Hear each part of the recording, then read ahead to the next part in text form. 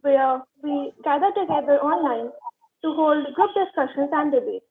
This is the first workshop of our Exhort series, wherein we will be hosting a chain of workshops on communication skills. Today, we have with us Ms. Ranjani Srinivasan ma'am, Srinivasan ma'am. She is currently working as a creative consultant at Tessar Insight. She is an IIT Madras alumnus with an integrated degree in Master of Arts in English Studies. She has also done internships at the editorial boards in world-renowned newspapers like The Hindu and The Times of India. Thank you for joining us, ma'am. It is an honor to have you here. Thank you for having me, Nandini, and thank you to the Student Counseling Services for having me here. So, can we begin then? Sure, we can begin. So, before we actually delve headfirst into things, I want to ask you all why you think writing is a necessary skill. I mean, we all know that it's an enviable point to have on your resume and it enhances your employability, but I'd like to hear from the audience why they think writing is an important skill to have.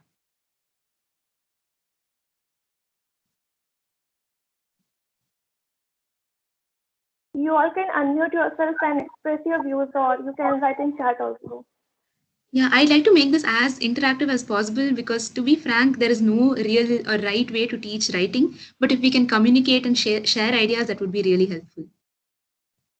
Yeah, Um, Hello, Good ma'am. evening, ma'am.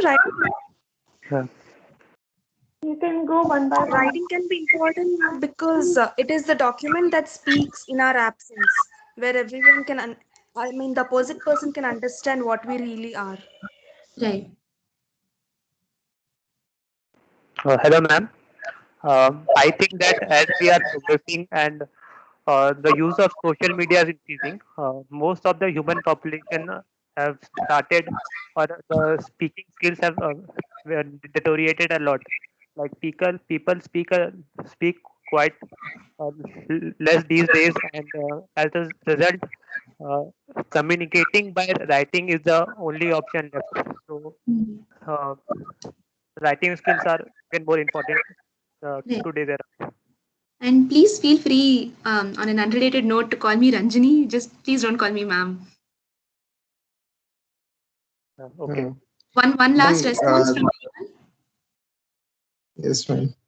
Ma'am, there are many modes of expressing thoughts, uh, as like speaking, writing, and by visual graphics and videos, we can also give the thoughts. But writing is necessary because it once we write, then we not need anything to express our thoughts, and that is what we call कि वो clear होता है.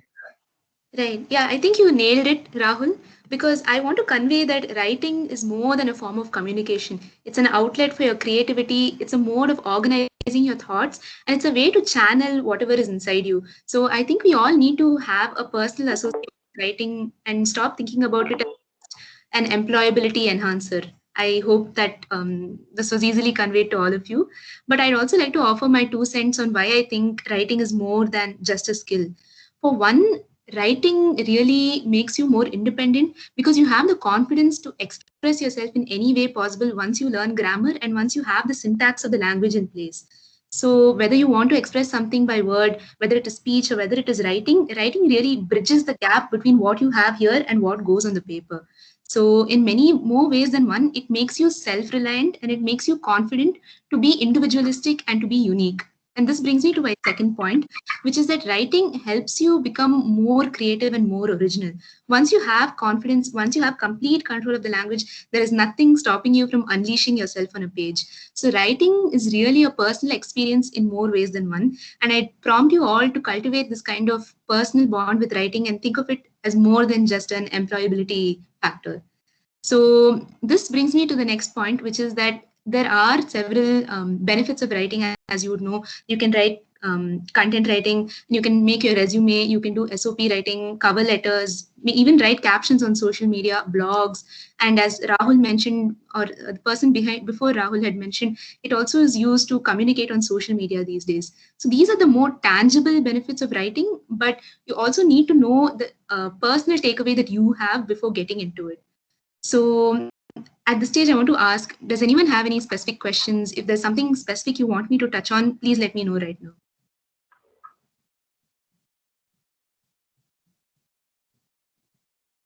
Ma'am, why reading is so boring? Reading is really boring, right?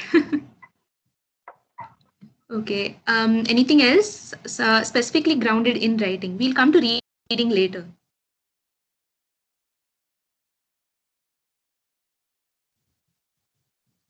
Yeah, ma'am. Ma'am, my problem is that while we read many things, but while writing, we forget what to write, from where to start. Right. Okay. So before we get into all that, I'd like to ask you one preliminary question. You are all aware that there are different forms of writing, right? That there is content writing is an umbrella term under which several things are housed. For example, there is resume writing, there is blog writing, there is journalistic writing, there's articles, there's so many brand related stuff also out there. So why do you think we need to know these distinctions before we get into writing?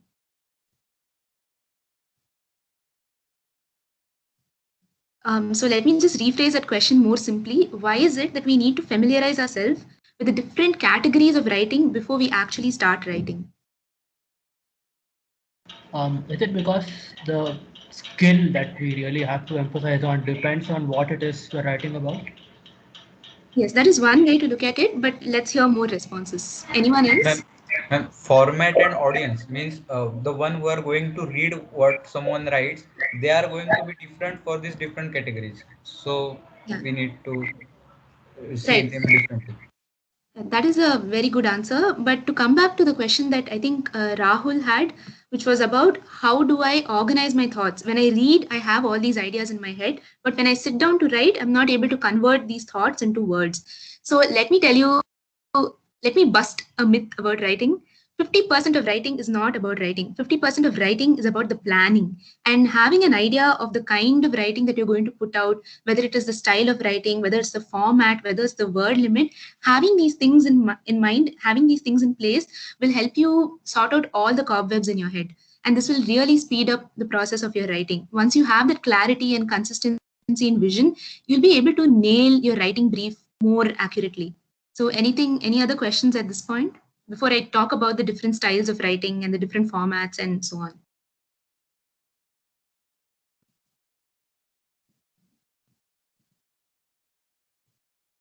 Anyone?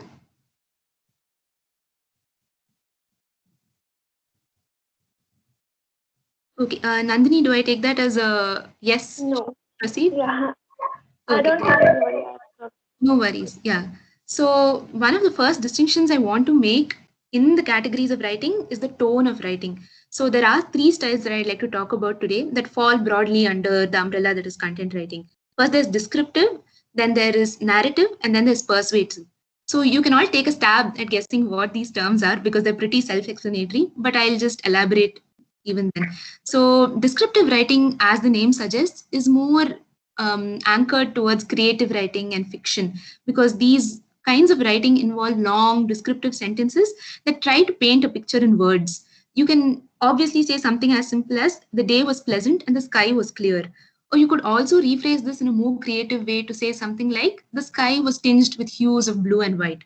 So not only does this present a more creative insight to your audience about what you are thinking, it also gives a different perspective of looking at the same thing, and this enhances the readability of what you're writing. The second style, of course, is narrative, which is just conveying information as it is. This is the kind of writing you'd find in journalistic articles and research papers and so on. And the last one is persuasive writing, in which you're trying to push a point, you're trying to convince someone about something. This is the kind of writing you would normally find in statements of purposes, cover letters, emails. You're trying to push yourself as an employable candidate. You're trying to make a case for yourself. And of course, this is a kind of writing that is also found in opinion based writing in, say, newspapers or some op eds, and generally spaces that require you to share an opinion about yourself. So, these are the three styles of writing. Once you know which is the kind of writing tone you're adopting, you have to maintain that consistency throughout. And this is not a task, it actually makes it easier for you because you know that I cannot steer away from this one style that I'm focusing on. I can't introduce opinion into a descriptive piece. I can't introduce description into a narrative piece. Although these do have some overlaps, the overarching tone of your writing should remain the same. The next distinction I'd like to make, and the last one, is between the word limit and the length of an article. So there are two kinds of articles in this regard. There is the short form article and the long form article. So short form article, as the name suggests, is anything that is between 300 to 1000 words. And this is the umbrella under which normal content writing pieces fall, because mostly the largest number of words in any content writing article might just extend to 1500 words, but nothing longer than that. And there are very good content pieces that are even as short as 300 words. The other one, of course, long form writing, is anything that exceeds 2000 words. This involves things like books, monographs, research articles, papers, and so on. So having an understanding of the word limit helps you ensure that you have to condense all this information into so many words. It also tells you when to stop, right? I mean, ideally, if you're given a thing to write, if you don't have a word limit, there's just anything under the sun that you can say. But having a word limit tells you when to stop and how much information you need to condense within that space. So these are the two main distinctions to keep in mind: the style or the tone of writing, and the word limit and the number of words that you're allowed to use in an article. So any doubts at this juncture? No, ma'am. Anyone else? No, ma'am. No doubt. Please. No, ma'am. No doubt. Sorry? No, I ma'am. don't No think doubt. there are any doubts. Okay, great. So the thing is that most of the pieces that are included under the term content writing include journalistic articles, blogs, anything personal, memoirs, even social media captions. What all of these have in common is that you need to condense a lot of information and craft it into one piece. So that is the underlying theme under any kind of writing piece. So now I'll get into the process of writing itself. And here is where we hit a snag, because this is where we talk about reading. Reading is one of the most preliminary things to writing, because if there is no input, there is no output. If you don't have the prerequisite information to process and to understand and to articulate into your own words, there is nothing original or nothing creative that you may have to offer. Which brings me to the next stage, which is planning. So 50%, or I'd say even more than 50% of writing is planning. And this doesn't just involve reading, but it also involves consulting other secondary, primary, tertiary sources on whatever you're saying. You need to make sure that what you're saying isn't redundant. Have several other people already written about this? Have they done a job to it that I can supersede? Am I going to meet that mark? Is there anything new that I can add? And most of you may or may not be familiar with the term literature review. This is something like that. Anyone here familiar with literature review?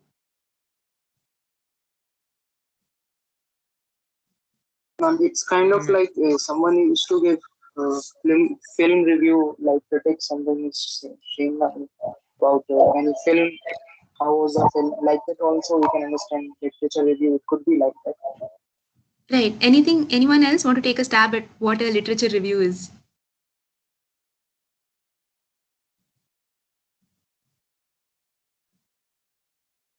Okay, I'll just lay it out for you. So a literature review is something that you do to understand the existing literature on a particular topic. This is to make sure that you make your audience aware that you're standing on the shoulder of giants. There are several 100,000 people before you have written possibly about the same thing. Have you read all of it? Can you add something new to what they've written? Can you draw from what they've written and make it your own? So these are the ideas that should be going on as you sit down and begin to write. So one of the things is that planning involves all these things. Planning involves reading. So while you read, of course, make sure to not plagiarize, but as you read, make sure that you're processing the information in a way that is very unique to you. You don't have to write something as it is in what you are producing, but make sure that some part of it is incorporated into what you're saying, but in your own style. And also another important part of planning is consulting people who had first-hand experience with what you're talking about. Let's say I'm talking about taking my dog for a walk in the park. I'd like to talk to people who like the idea or don't like the idea. Why do I think it's necessary to talk to these people? Because it adds a more personal, experiential touch to what you're writing. Talking to these people helps me validate my hypothesis. I think it's a good idea to take a dog for a walk in this park because this person said so. This person also validated this, but this person doesn't support this for so and so reasons. And in more serious topics, maybe something that's also research related, it's a great idea to consult domain experts because this adds more credibility to your writing. When some authority has validated or negated what you're saying, it makes it more readable and enhances the trust that the audience has in what you're saying. So these are the first two stages of writing, which is, of course, reading and then planning. And then comes writing itself. So writing can be a very difficult exercise for many reasons, but the first draft that you produce can have just anything and everything in it. After that comes the omitting and the taking away of the extra bits that you think are not adding to what you're saying or that's extraneous or is this extra. This is when the word limit comes into play here. Is it fitting within the necessity and is it making any sense within the number of words given to you? And one very important tip here is to always have a thesaurus open. I'm sure all of you know what a thesaurus is, but anyone here in the habit of consulting a thesaurus?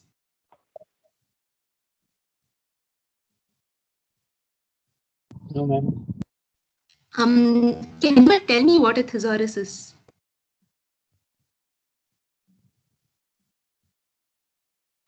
Isn't it essentially like a dictionary? It is like a dictionary, but a dictionary gives you the meaning of a word. So, in what sense is a thesaurus different from a dictionary? It gives synonyms of each word and sometimes the opposite Exactly. words also. Exactly. Your name? Kriti. Kriti. Yeah, Kriti nailed it. It gives you synonyms for a word that you want to replace with something more suitable. And the reason to use a thesaurus in your writing is to ensure that your writing never becomes stale.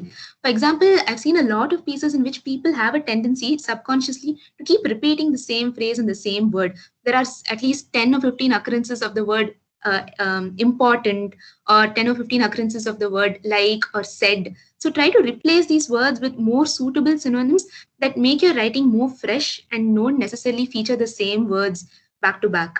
So this is the third stage, which is writing. Always have a synonyms tab open on your browser while you're typing.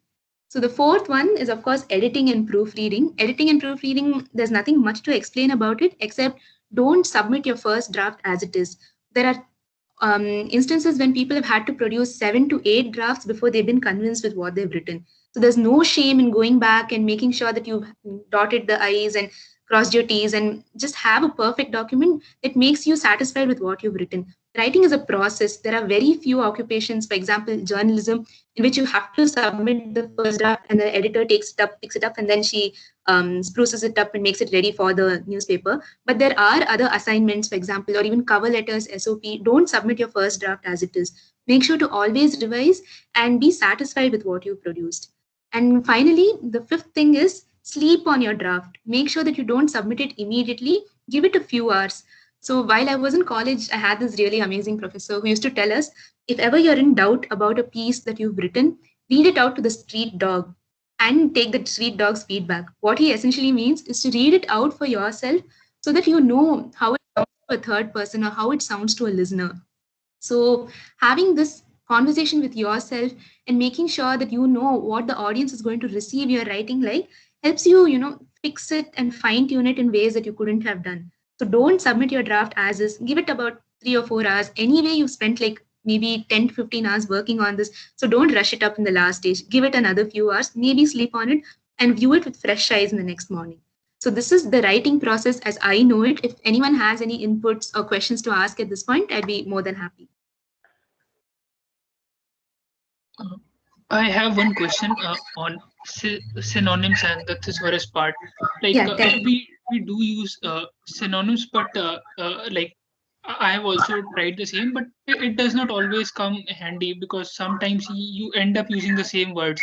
So to what limit we can accept that thing, that repetition and Unless the word in question is something technical and irreplaceable, I am sure there are at least several words that you can use as an alternative for some word. Let's take a word, for example. Let's use the word important. So, what are the words you can think of that you can replace important with? First, I'll say significant. Now it's your turn. crucial. Okay, I'll say pivotal. Your turn. Necessary. Okay, indispensable. Uh, Nothing coming in mind right now. Yeah, that's fine because between us, we've already listed about 6 words. So even if there are 6 occurrences of important, you can replace them with all of these synonyms. And if they are more than once, then that's not a problem. The problem is when it occurs about 5-6 times, or if the paragraph itself is constituted of just those words. It is important to, it is important to, why I think it is important to. Make sure that the writing still has something innovative and fresh in it. Yeah, got it. Thank you. Okay, anyone else? Ma'am, Yeah. when you are talking, then I think that uh, we can use uh, the two sentences complex, means merge two sentences. Right. We will address this question in the next segment, but thank you for bringing it up. Your name is Rahul. Okay, Rahul, we'll come back to this question in about 10 minutes, maybe. Yes, ma'am. Okay. Yeah, ma'am. Ma'am, one more question. Ma'am, how to switch from one paragraph to second paragraph? We, most how to make that flow. Right. Making the flow is one of the most important parts of writing because it ensures that your writing has a level of smoothness to it. How do you do this? You can either conclude the point that you made at the beginning of the paragraph. Let's say you were talking about why I think it's important to give me an example. What was your recent writing task?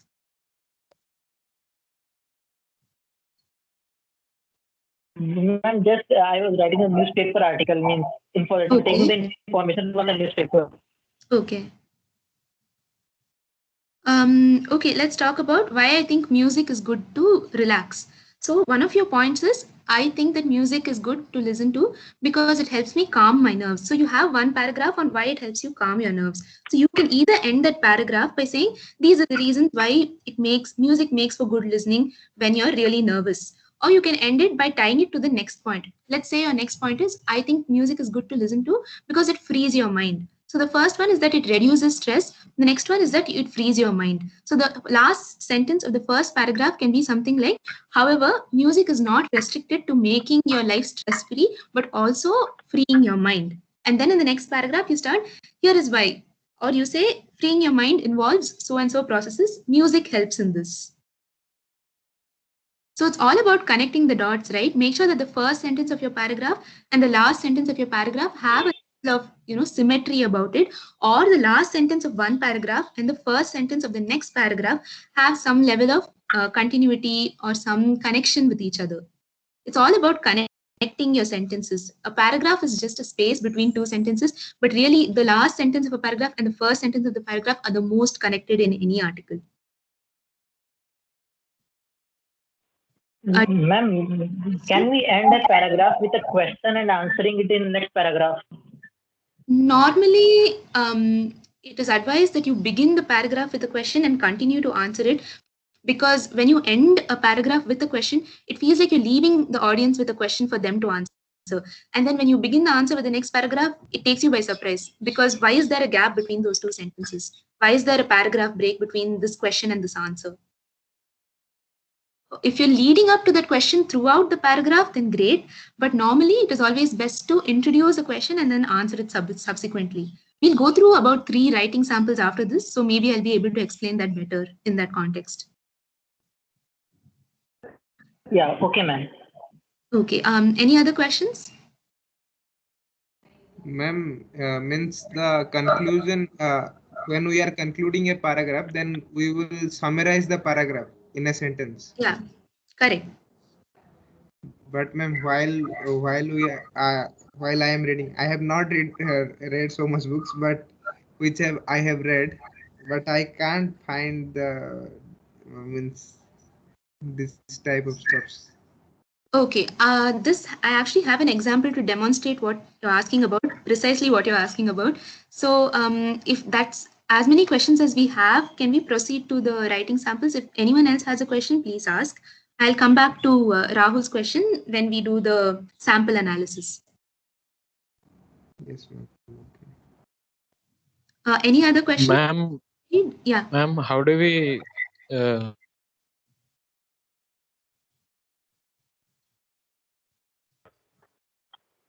Yeah, please go on.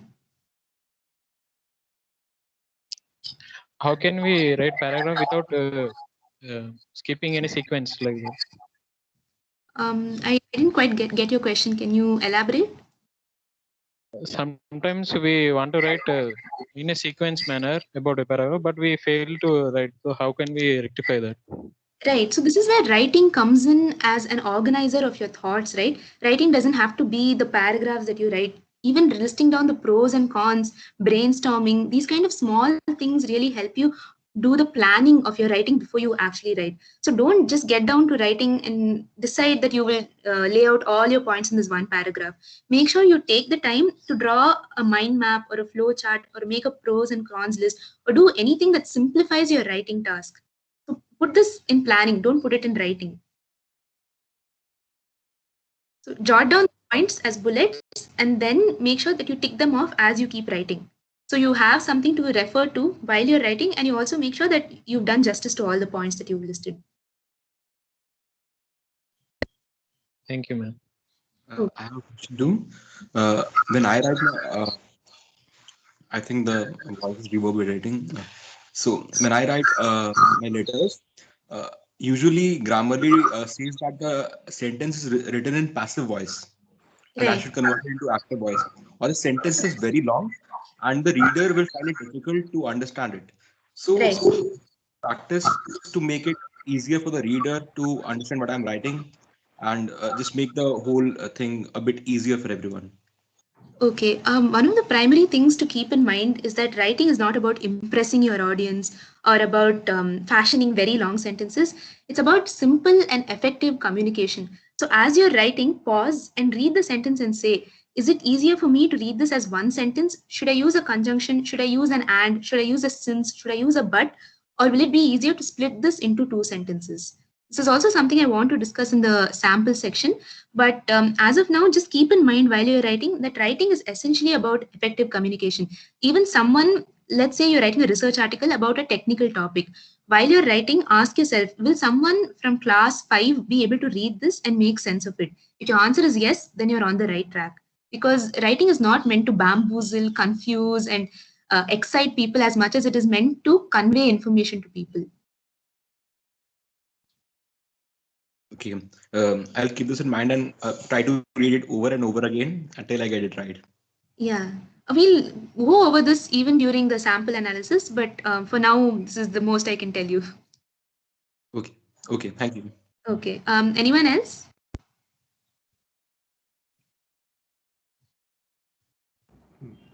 Ma'am Yeah.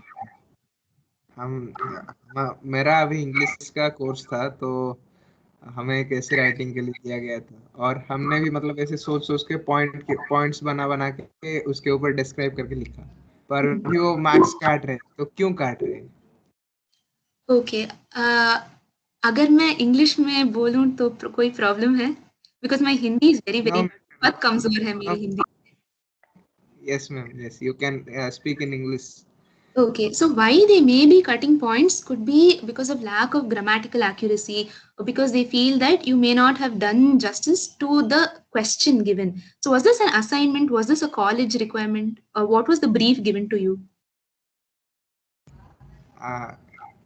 That is about the corona pandemic, how the corona pandemic affected education and student life. Okay, what was the word limit of this?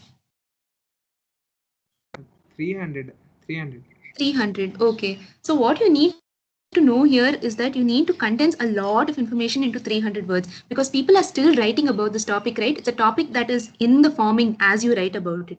So what you need to do is to make sure that you have sufficient points to explain all this, but also acknowledge that this is a difficult topic for you to be writing on, because it's unfolding around us as we speak. It's not something that happened centuries ago that is now, set in stone. It's something that's changing overnight. Corona, pandemic, and education is something that is still evolving. It is becoming. So when you acknowledge things like this, it becomes easier for you, because you realize that this is a difficult thing for anyone to write. Even someone with a PhD is going to struggle if you ask them, how is Corona affecting education? They don't know, because it is still affecting education. And perhaps several years down the line, people look back and say, okay, this is how the correlation between the two can be formed. But on grading perspective, if they seem to be cutting marks and doing such things, make sure that you have grammatical consistency to begin with, and that you have enough points written down. And each time when you're answering questions like this, just go back to the preliminary question given to you, education and corona. Just make sure that whatever you're writing is, doing justice to just these two topics. Don't stray away from the topic. Make sure that every sentence you write is in some way answering the question given to you. Does this help? Yes, ma'am. Yeah, I feel like you're a bit hesitant. Ask me if you feel like there's something more you want to know.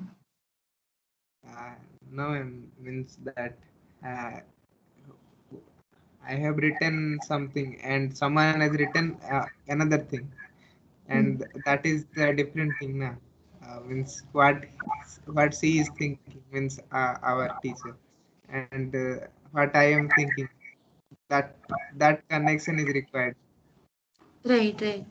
Yes. So But in such cases, I think it's always best to take feedback from whoever is teaching you, because if you don't ask, you will never know. And getting feedback is one of the most soul crushing but most enriching parts of writing. I've had my works reviewed by a lot of people who have given negative feedback more than they've given positive feedback. And this has helped me become a better writer in a lot of ways. So getting feedback from the person who's evaluating your writing can do your writing a whole load of good. So maybe speak to this person and ask them, what is it that you want? Because each person who evaluates writing does so in a different way. And you can't change your writing to suit the needs of each single person who evaluates you. But getting feedback helps you keep in mind these tips for the next time. yes, ma'am. Yes, that is feedback system. Okay. Okay. Yes. Thank you. Okay. Yeah, excuse me, ma'am, I had a question. Yeah.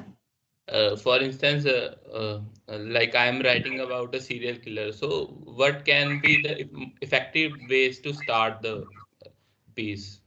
Right. Is this a descriptive piece? Is it a narrative piece? Is it a persuasive piece? It's a descriptive piece. So this is a work of fiction. Uh, Are yeah, you writing about a real serial killer to inform other people about the serial killer, or is this a fictional serial killer? like it's a narrative one. So there is a real serial killer who you're Yeah. talking about. Okay. So keep in mind the sensitivity of the subject, right? Because there are so many people who could have been possibly affected by this. So if it's not a work of fiction, you have to approach this with sensitivity first. Be empathetic about the killings, or be compassionate about it to those who have been victims of this. So there is a tone that you have to adopt that has to be consistent throughout, one of empathy and one of compassion. But if you're writing about a serial killer in a novel or something, then that gives you full freedom to play around with this fictional serial killer, because killing he or she fictional characters that has no real life implication for anybody. But if it's the real serial killer you're writing about, then you have to make sure that this is something that you are sensitive towards. So you have to start in somewhat a serious, a solemn tone, talking about last week the serial killer struck and so events happened. The police is investigating these and conducting investigations with so and so suspects, so and so witnesses, and so on. Okay. So, like in this, we cannot start from the perspective of a victim. So, like. Right. So this is a very interesting question, because a lot of things depend on how much the victim has been affected by this. You need the consent of the victim. You need to be sensitive to the victim. You know the oath, right? The Hippocratic oath, which is to do no harm. So in your pursuit of a story or in your pursuit of a good article, make sure that you're not making the situation worse for the victim. Take their consent and make sure that this article has been written with the consent of the victim. Or sometimes if you've read newspaper articles, you'll notice an asterisk that says name of the person has been changed. So you may have to resort to such techniques to make sure that you do justice to the article, but you also protect the identity and the rights of the victim. Okay, thank you, ma'am. Okay. Anyone else? Or shall we proceed to the sample analysis? I think we should move to the analysis, and Okay. we can take up the questions later, if any. Great. Okay. Can you please share the sample number? Just a second. Yeah. So is it visible? Yeah, it is visible. Could you scroll to the end? Uh, Um, Let I me don't see. think this is the My whole. Yeah.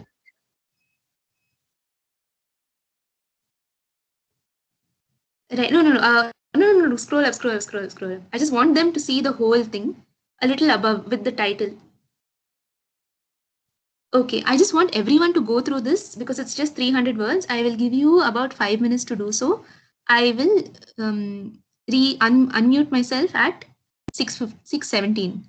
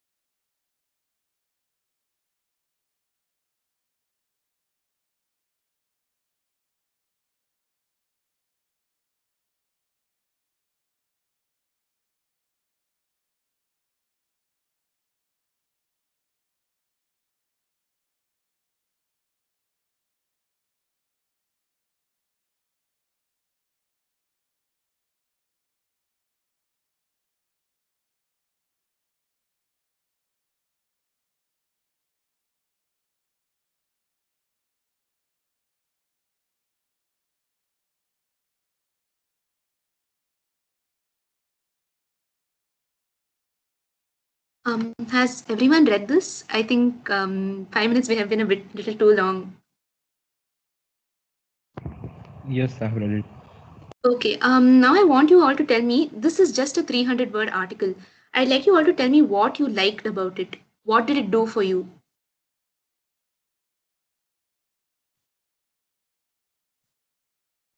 Well, it covered all the important things that one needs to consider before buying and placing his indoor Right. plant, and it covers the points that a novice plant keeper can think of, and the points that will help him in Hmm. taking care. Right. But from a presentation perspective, what do you think of the beginning? What do you think of the end? What do you think of the segues between the paragraphs? Any thoughts on these things? Just put the content aside. We don't really care much about houseplants at this point as much as we do about the format of this writing. Yeah, it was a very seamless experience. The writer just in the first paragraph, the writer just told about the indoor plants. Then the way she took the article and how I read it, it was though it was divided in different paragraphs, but I felt it was a very nicely written story kind of thing. So Okay. that's how I felt. Yeah, so it had a good flow. Yes. Okay. Anyone else before we proceed to analyzing this? Yeah, ma'am. It has a good introduction that firstly burst the myths and set your mind. It helps you set your mind on what is coming in forward in the article. That you first you read the first paragraph and then you're like, oh, so this was something wrong. It is not my mistake, and then you are keen on learning what can you do to help your plants. Then comes Right. points, structured points like about temperature, light, and extremities. And in the final paragraph, it just summarizes it in just one line. That is, Very, I think, very good, very acute analysis. Anyone else before we, one last person? Yeah, instead of bluntly stating Main what theme we is were, about it. yeah, go ahead. The main thing about this article is about locating your indoor plants. Right. So it is basically following the rules, and at the end it gives us precautions about locations. In the middle, it says where to locate. Right. Okay. So now can I ask whoever is presenting to scroll down? I think this is Kshitij. Can you scroll to the next page, Kshitij? Yeah, sure. Yeah, so these are the things I want you to pay a lot of attention to. So starting from the title, it says where to locate your indoor plants. So they open with a question in the title to draw the reader in. They very well may have said, don't keep your house plants here. It may have ended with a full stop, something that just makes a statement but doesn't really trigger any interest in you. But this is a nice beginning that says where to locate your indoor plants. This is interesting. I'd like to know where to locate my indoor plants. Coming to the next thing, in the first paragraph, it doesn't really do anything. It's not telling you where to locate your house indoor plants, but it's setting a lot of context. It opens with location, location, location. So normally we associate location with like property or houses, schooling, and infrastructure, right? But it tells us that location is in fact a universal requirement that we seek in most of our things. So here is where it says, but did you ever consider the location of your house plants? Like any successful business, your plant also relies on location. So use a universal hook that makes your audience interested in what you're saying, but also contextualizes your writing in a specific place. Because of the use of location here, not only do I know that the location of houseplants also matter, it's also, easing me into the article by saying that, okay, here's how I can help you locate your houseplant better. So could you scroll down, Kshitij? Yeah. So each of these paragraphs actually covers an independent point. The first is that they will wither and die due to neglect if you keep your house plants too high up, although it looks very fashionable and aesthetic. The second is that you should consider the amount of natural light. And the following sentences are just elaborations. I could have written this article in bullet points saying, don't keep it high up even if it looks pretty. Make sure it's getting enough natural light. Make sure that it's getting sufficient temperature. Keep it out of hand of children and small pets and so on. But because they've organized this article in such a way that the first point is introduced in the first sentence of every paragraph, I know what I'm getting into, and the remaining sentences are just an elaboration of the same. And I don't know who made that observation the last time. Was it Sashank or Suyash? I don't know who it was, but whoever pointed out that the last sentence has a summary, very, very acute observation. If you look at the last sentence of this article, it says pay attention to the accessibility, sunlight, temperature, while also placing your plants out of harm's way. So this is basically the article in itself. This one line contains the essence of this article. So one other thing, Kshitij, could you just move slightly above? No, same page. Yeah, so look at the beginning of each paragraph. Some people tend to begin the paragraph with for example. So they're like they're picking off from the last sentence of the previous paragraph and they're continuing here. For example, does it have this? The next one is next. Consider the amount of natural light. So you can use next as the beginning for your subsequent paragraph. Or saying additionally, consequently, subsequently, also, in addition to. So these are great ways to segue from a previous paragraph to the next one. Or you can just say next, like they've done here. The next one. Temperature is another concern. Another is a very, very useful word, but I would caution you against using it too much because I find that in my own writing, I tend to use another a lot. So also, another, these are really interesting ways to segue from one paragraph to another, but make sure that you don't overdo it. And if you have small children of pets, this is another interesting way. They finished the previous point saying, keep your plants away from these items. Nothing more to say there. They just said, keep your plants away. Was there anything more to say? No. But if you have small pets or children, keeping in mind that many indoor plants are toxic, keep them away from these people. So these are the ways in which they've moved from topic to topic to topic.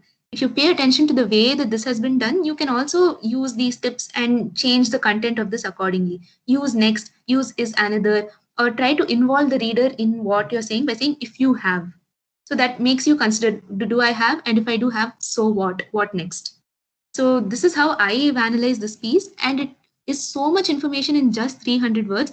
I learned what I feel like all there is to know about where to keep my indoor plants, but it's just a matter of 300 words. Any doubts at this point?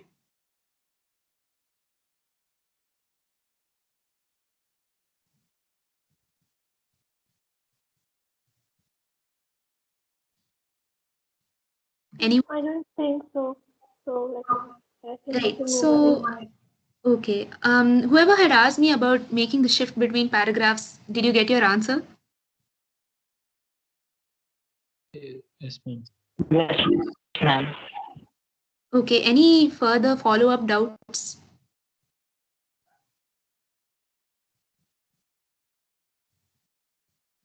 Okay, so one last thing I like you all to keep in mind is that how brief this article is while condensing so much information into it.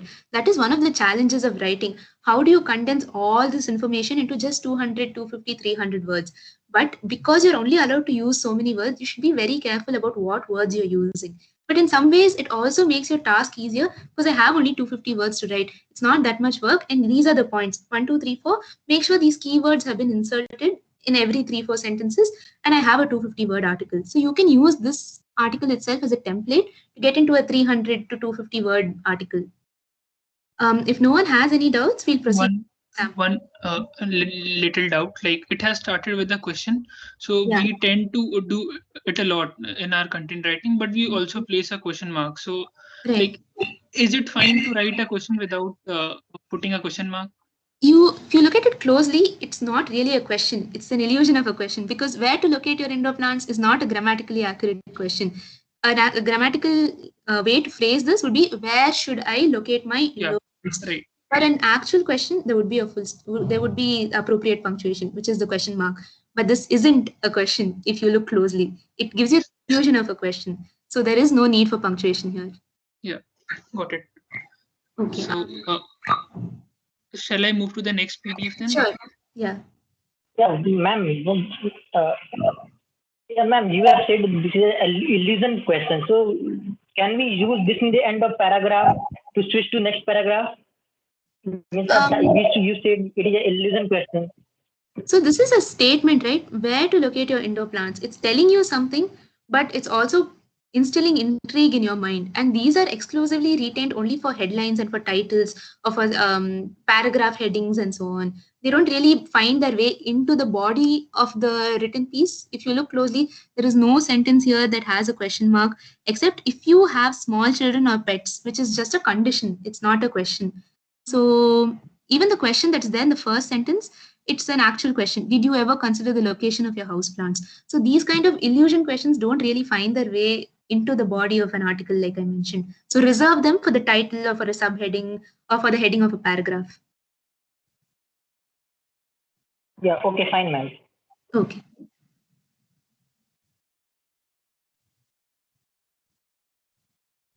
Okay, here I'm not going to do any talking. All of you are going to see whatever text I've highlighted and tell me why you think I've highlighted it. What do you think is the standout feature about it?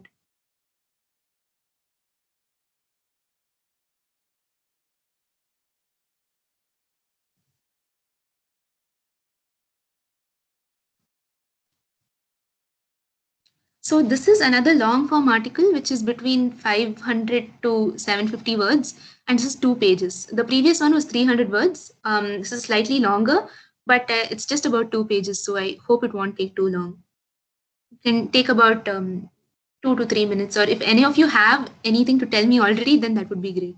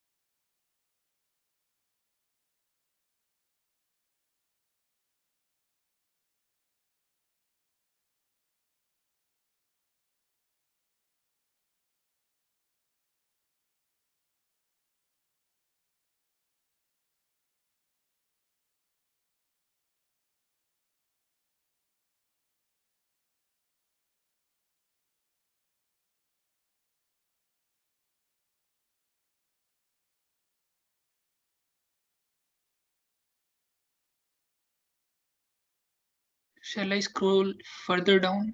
Like, if anyone is having any problem, he or she can stop me.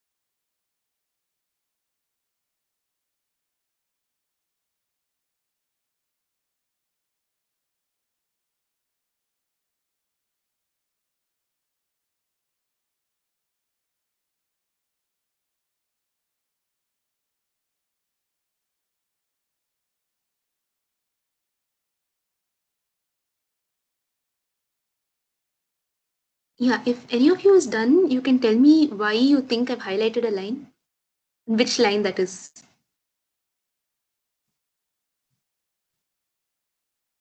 Like, according to me, the highlighted points are the facts that the writer of this article explains later on.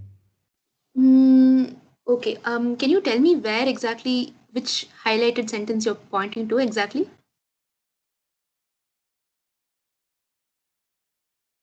For example, sound matters more, like, but it isn't perfect. Yeah, that is a good point. The summary of that paragraph has been incorporated in the title of the paragraph. Smell is stronger than sight, and sound matters more but isn't perfect. Shall we actually start from the beginning? Kshitij, is everyone done reading? If so, can we start from the top? Yes, ma'am. Okay. Can anyone explain the logic behind the green highlight? Have you ever FaceTime with your dog? I think it's a basic introduction paragraph so that the people who are reading are interested to read further. Exactly. So it's a preview that summarizes what the forthcoming content of the article is. It's a preview that tells you what to expect while you're reading. So if you can see, this also has a different kind of indentation. There's a line spacing that's different from the rest of the article. So these are the small kind of techniques you can use if you are the one who's formatting and uploading your piece onto the internet. Make sure that you have these demarcations laid out in a very visible fashion, because this is the preview. It's there right before that, right after the title and right before the first point, and it has a different standout feature about it. Great. So the next one.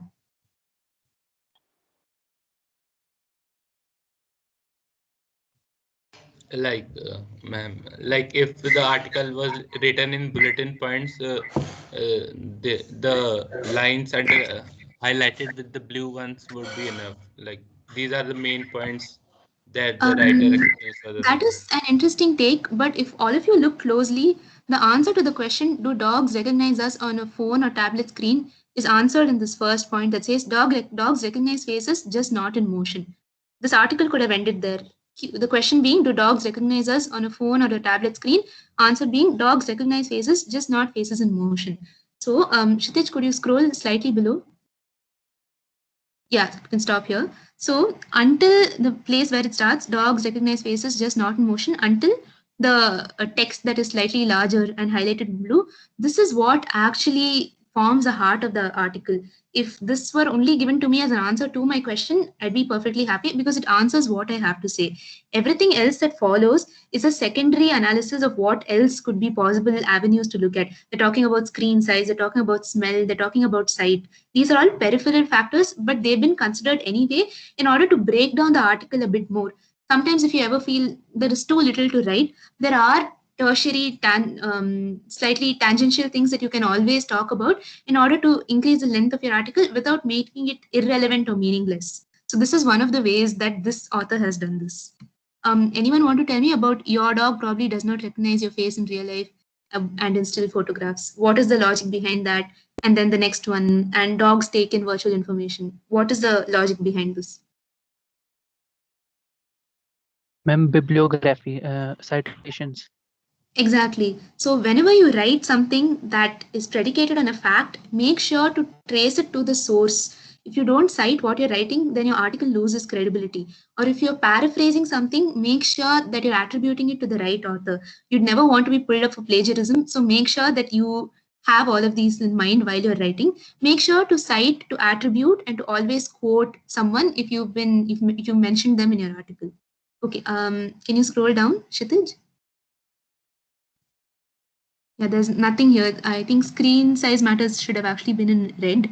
But anyway, what I intended to highlight there was that they've gone and explored tangential things that aren't directly related to the topic. The fact is that they can identify things that are still, they can't identify things that are in motion. But this is another point of view that says yes, but perhaps if the size of the screen were bigger, maybe they'd be able to identify it. Could you scroll down? Yeah. Can someone tell me why also dogs' brains don't work the way ours do? Until blood human they love, flesh and blood human they love.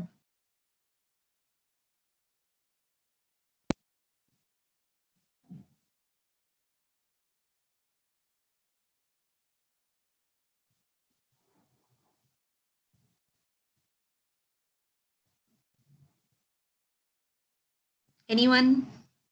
Look at it. Look at the different parts of it. Look for any interesting punctuation.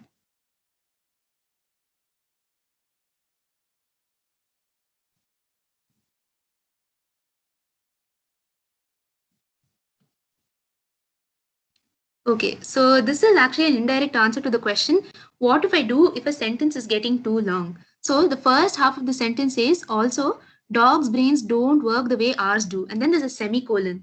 So it means that the sentence that follows the semicolon is an elaboration of what has been stated first. If I put a full stop there, it would have been like me wanting to say something more but not really saying it. What is the right of withholding? So a semicolon is when you feel like this is sufficient information, here is the elaboration of it. So using a semicolon is a very effective way to add more structure to your sentence while not making it too long and lengthy for your reader to pass through. So who was the person who asked how to make a sentence more taut or how to condense more information in a sentence? Whoever asked, this semicolon tactic is a very, very useful way to do that. I asked the question. Thank you for the answer here. Yeah, no problem.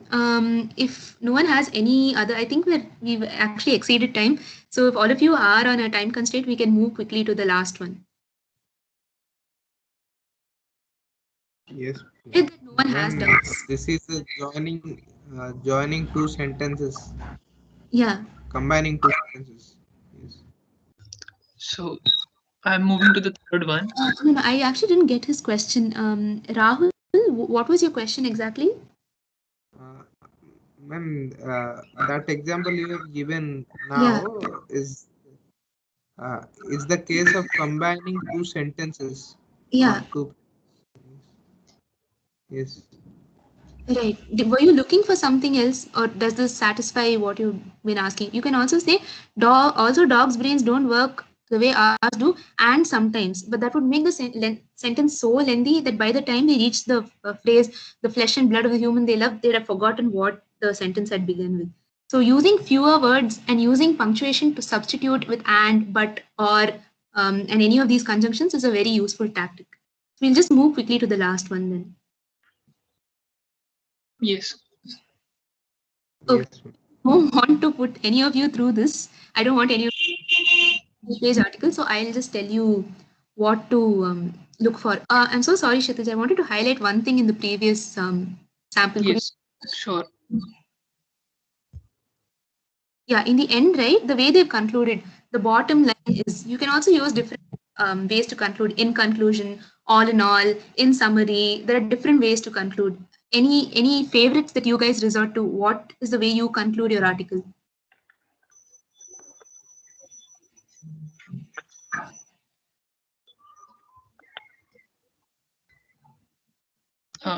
Generally, like we do a lot of mathematics, so we have this habit of using therefore. Right. Or This is a so very good like this. point.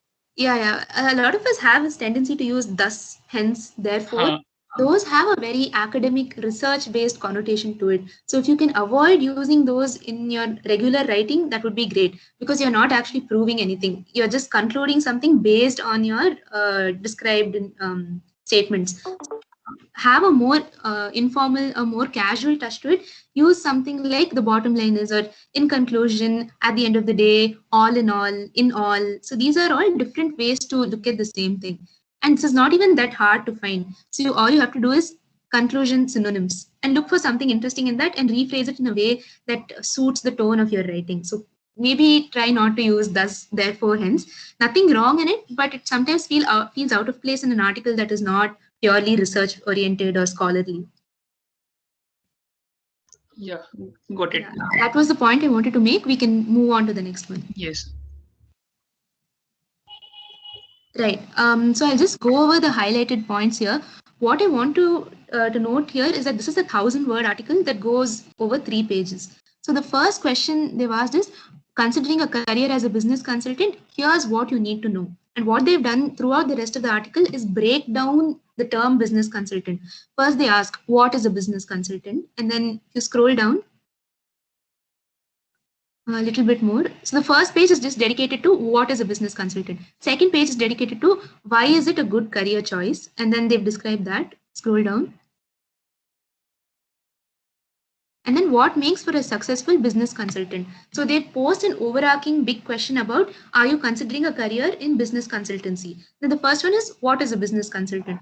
Second one is, what does it involve? And what makes it a successful career? Why is it, what makes for a successful business consultant? So these are the ways in which, if you have an overarching statement, you can break it down into sub questions. For the person who asked about education and corona, you can do the same thing even there. You can say education and corona, how are the two interrelated? Other tangential things, the pros and the cons. So you can make a list of things like this and elaborate on them below that. And one other thing I wanted you to note here is that the use of you in this paragraph. So if you look at all the points below, could you scroll down, Kshitij? All of these bullet points begin with you.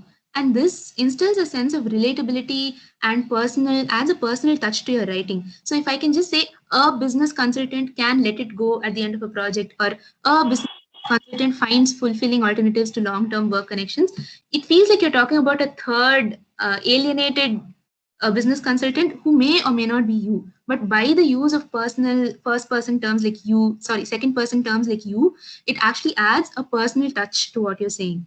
And could you go to point 3, Kshitij? Just scroll up a little. Yeah. So you're an excellent communicator.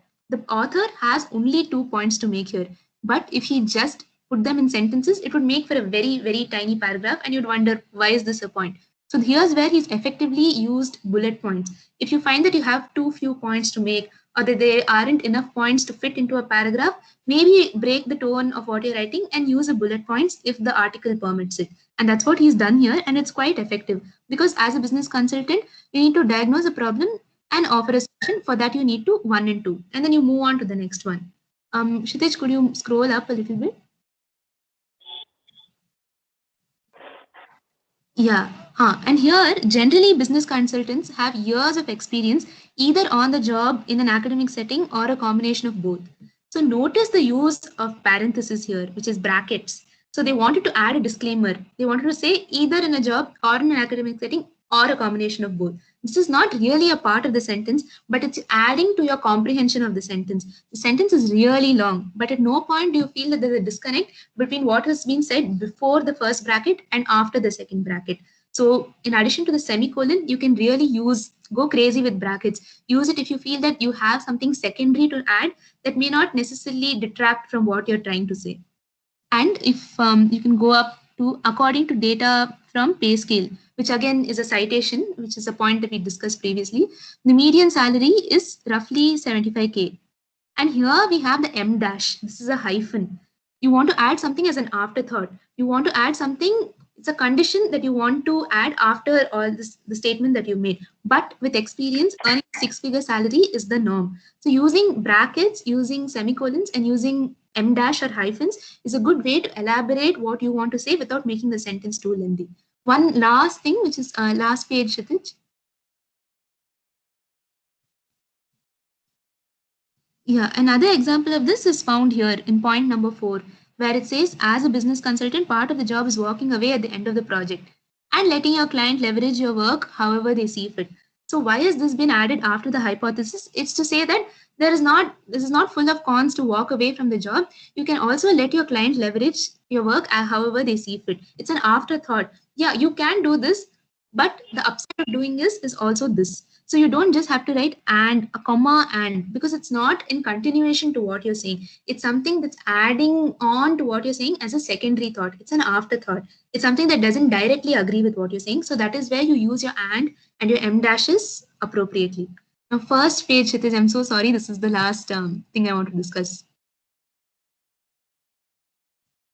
Right. So first things first, before we jump into how to be a business consultant, let's quickly cover what a business consultant is, what they do, and why you may want to explore a career. So at the beginning itself, they've set the premise. They're telling you, yeah, I know you're interested in this article that tells you how to be a business consultant, but what we are going to do is cover all of these small things that we've broken this down to. So you can do this as well. You don't have to directly start your articles with a bullet point. You can give a preview that says, in this article, we will discover how to be a business consultant. The way of doing this is by analyzing 3 different points, namely what a business consultant is, what they do, and how to do this successfully. So laying us out before your audience delves directly into the subject matter, adds a sense of continuity and flow to your writing, but also gives them an understanding of what to expect when I read this. So this is my analysis of this sample. If anyone has anything to add, then please go for it. I will scroll it again so that you all can take a look. Yeah.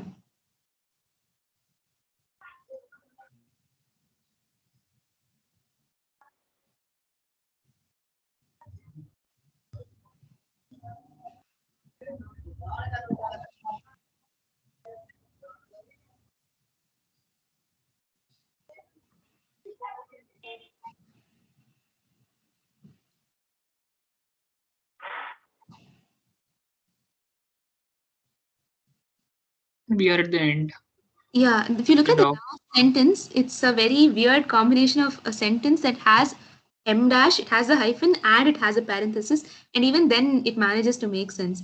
The most successful business consultants enjoy, or at the very least tolerate, the high volume of travel the job necessitates, and really enjoy all the travel related perks and so on. So they've added the second in brackets, and they've added the disclaimer within the hyphen, saying even if they don't enjoy it, they at least tolerate it. So this is how you use punctuation creatively, whether it's a semicolon or a bracket or a hyphen. And this sentence, despite being so long, is a good way to finish the article, because it tells you that, yeah, it's a mix of pros and cons, but it is what it is. People are likely to enjoy it, or at the very least tolerate it. Okay, I think I am done on my end, but I'd be happy to take any questions from all of you. You guys can put in your questions, and I think the doc will help you to state your question better. So I will let my screen be shared till that time. You all can put up your questions.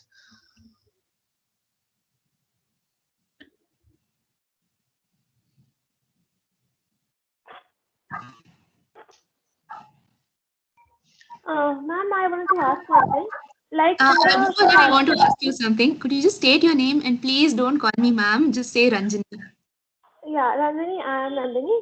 I want to ask, in the starting of the talk, of the article, we had a little formal tone, and like in the end, we are using a you, and it is a bit of personal touch to it. So, is it some sort of can we do such sort of things in our article? So one of the things is to know your audience, right? This was published in a business magazine, and this is the standard tone that is adopted in that kind of writing, where you combine facts and some level of formal writing with involving the reader in it. Because this is not an academic paper, it's not something that's being published formally anywhere, because it's just appearing in a reader's magazine. This semi-formal tone comes of use because it's light on my intake, because I don't feel like reading this formal tone 3 pages of formal tone writing, but at the same time, I want to know this information, which it is giving me. But at the same time, it's not being a burden on my intake. Yeah, I got it. Thank you. Yeah. Anyone else?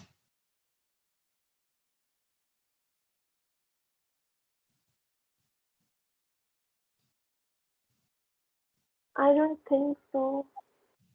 I guess we can have a basic question that most of us can relate. Like if anyone is not very good at and he or she is starting from the beginning, so is there any roadmap that you will suggest us to follow? Right. So one of the things that you cannot do writing without is reading. So I'd urge you all to just start reading maybe just one article a day and then write your reflections on it for yourself. What do I think of the article? Just set a challenge for yourself. Today, the reason I started reading books was very weird. My mother, in fact, told me when I was in class 1 or 2 that she'd give me 1 rupee for every book I read. And to me, that 1 rupee meant so much because it meant I could buy chocolate. So, or I'd gather at least 3 rupees and buy a balloon. So, because I wanted to use that money in a way that I wanted, I started reading books at a very quick rate.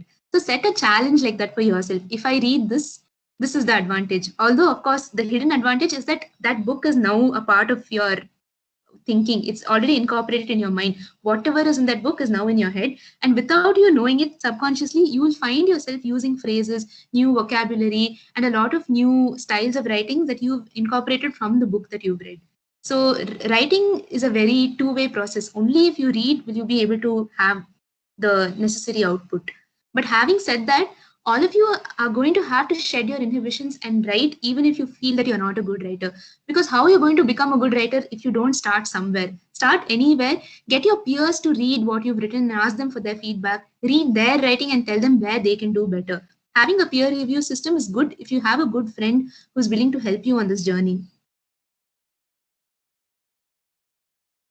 Yes, that answers well.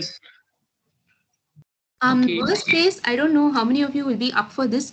I can share my email ID with you. If you feel like you want some writing feedback or if you want an assessment of what you've written, then you can always write to me. Yes, I think that would be great. It would be a lot of help to all the students here. Right. I think you will be able to give them my email ID later on. So Yeah, sure. Yeah. That we will share. Okay. So if there's no question, so I will explain a few things like because this meet has been organized by SCS Speak Up. So the actually when this online system came, right? So before that, we had our offline campus, so we used to interact with each other. But due to this online era, now students who come after preparation for 2-3 years, they do not get to shed their hesitation and talk openly. So we last August we started this one platform called Speak Up, wherein we all can gather virtually and can have interesting group discussions and debates. So this platform is actually helping us in improving our communication skills, which is much needed. And we are also trying to cover other aspects of communication as well. Like today, you taught us about good content writing. And so this is it for today. And I think Sai connected with you for today's talk. Yes. Yeah, one question I want to ask only. Yeah, ma'am, sorry. Ranjani, can you take up one more question? Sure, tell me. Yeah, ma'am, I want to take an opinion of you on an essay writing. Can I start with an anecdote or a story in an essay writing as an introduction? It means on a topic on a climate change, I use an anecdote of Uttarakhand disaster like as an introduction. Yeah, anecdotes are very often great ways to begin your essay, but given that your essay is not a research essay or is not a formal publication, if it's just a creative writing essay or if it's an essay that asks you to state your opinion on something that is not necessarily backed by facts 100% as much as it is by opinion, then great. Always understand the tone of the article and the form of the article that you're getting into.